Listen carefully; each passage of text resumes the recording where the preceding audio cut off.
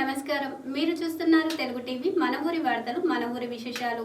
అకాల వర్షాలతో తడిసిన వరి, మొక్కజొన్న ధాన్యాన్ని ప్రభుత్వం వెంటనే కొనుగోలు చేయాలని రైతులు గోపాలపేటలో రోడ్డుపై ధాన్యం పారబోసి సుమారు 4 గంటల పాటు ధర్నా నిర్వహించారు.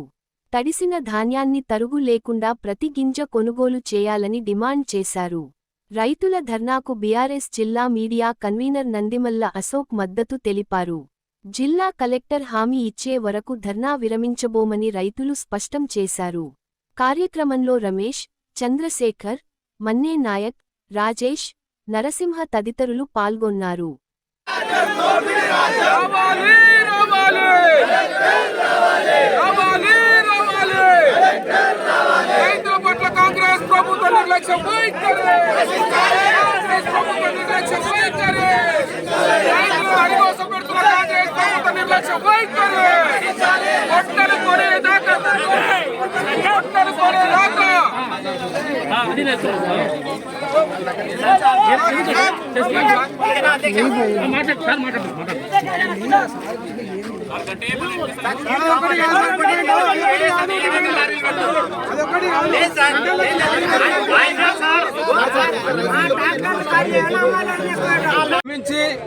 అష్ట కష్టాలు పడి మట్టి పుక్కి ఇవాళ మనందరి నోట్లోకి 5,000 పంపించే ప్రయత్నం చేస్తున్నటువంటి రైతాంగాన్ని ఇవాళ అష్ట కష్టాలు పెడుతున్న ప్రభుత్వం రైతుల ఉసురు తగిలి పోతాయని కూడా ఈ సందర్భంగా మనం చేస్తా ఉన్నాను.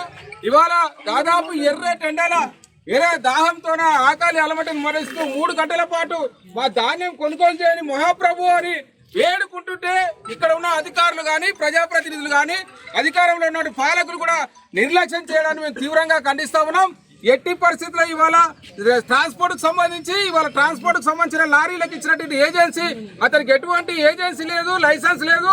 కేవలం అతనికి రాజకీయ పరంగా ఆర్థికంగా అతను లబ్ధి చేయడానికి ఇవాళ ట్రాన్స్పోర్ట్ ఏజెంట్ అని పెట్టి ఇవాళ రైతులను ఇబ్బంది పెట్టే కాలం వచ్చింది. ఇవాళ ట్రాన్స్పోర్ట్లకు సంబంధించిన లారీలు ఏవి రాకపోవడం వల్ల ఇవాళ రైతులకు మాత్రమే ట్రాక్టర్లు తీసుకొచ్చి ఇక్కడ ధర్నా పెట్టిన కేవలం మన పోలీస్ శాఖ వారు మాకు సహకరిస్తూ 3 గంటల పాటు ధర్నాకు సహకరించారు.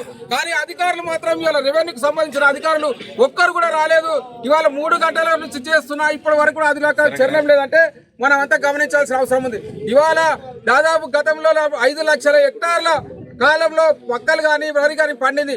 కానీ ఇవాళ 95,000 టన్నులు మాత్రమే కొనుగోలు చేస్తే దాదాపు 5 లక్షల టన్నులు ఎక్కడ పారబోసుకోవాలని ఇవాళ వనపర్తిలో నేను వస్తుంటే ఒక ట్రాక్టర్కి సంబంధించిన వరి ధాన్యం బయట వేసి మంట పెట్టబోతుంటే నేను ఆపొచ్చిన, అయ్యా కొద్ది ఆగండి, పండించారు ఈ ధాన్యాన్ని ఎందుకు మీరు మంట కలుపుతారు, కొద్ది ఆగండి, అధికారులు స్పందించారు, ఒక్కరోజు ఆగండి అని వాళ్ళకి చెప్పి ఇక్కడ వస్తున్నా. ఇక్కడ కూడా 3 గంటల పాటు ధర్నా చేస్తుంటే ఒక పోలీస్ వారు వచ్చి మాకు చర్చలు చేసి శాంతింపజేసే ప్రయత్నం చేస్తున్నారు. వారికి హృదయపూర్వక ధన్యవాదాలు. రైతులకు అండగా నిలిచినందుకు మీ అందరికీ కూడా ధన్యవాదాలు. కానీ మా ఆవేదన అర్థం చేసుకోండి, మా రైతుల ఆవేదన అర్థం చేసుకోండి. ఒక్క అధికారి 5 నిమిషాలు వచ్చి మాకు హామీ ఇవ్వడానికి వాళ్ళకు సమయం లేదని సందర్భంగా అడుగుతున్నా. ఇవాళ కోటిరెడ్డి వచ్చినా అచ్చికపుచ్చుకలు చెప్తాడు, నేను ఇన్ని లారీలు పంపించినా అవి పంపించినా అని చెప్తాను. కానీ అధికారులు లేని ఇక్కడ స్పష్టం కాదు. కాబట్టి దయచేసి మరొకసారి మీకు ఇంతసేపు ఒప్పుకతోనే ఉన్నారు, ఒక అర్ధ గంటలో ఒక అధికారిని ఎవరైనా సరే మీకు జేసీ కానీ కలెక్టర్ కానీ ఇంకో సివిల్ సప్లైకి సంబంధించిన వ్యక్తి కానీ ఒక్కరు వచ్చి మాకు హామీ ఇస్తే మేము ధర్నా విరమిస్తే సందర్భంగా జనేస్తూ ఇక్కడ ఉన్న పోలీసు వారందరికీ ఇక్కడ ధర్నాలో పాల్గొన్న రైతులకు నాయకులకు రైతు సంఘ నాయకులు అందరూ కూడా హృదయపూర్వక కృతజ్ఞతలు తెలియజేస్తూ ఎట్టి పరిస్థితుల్లో ధర్నా విరమించే ప్రసక్తి లేదు.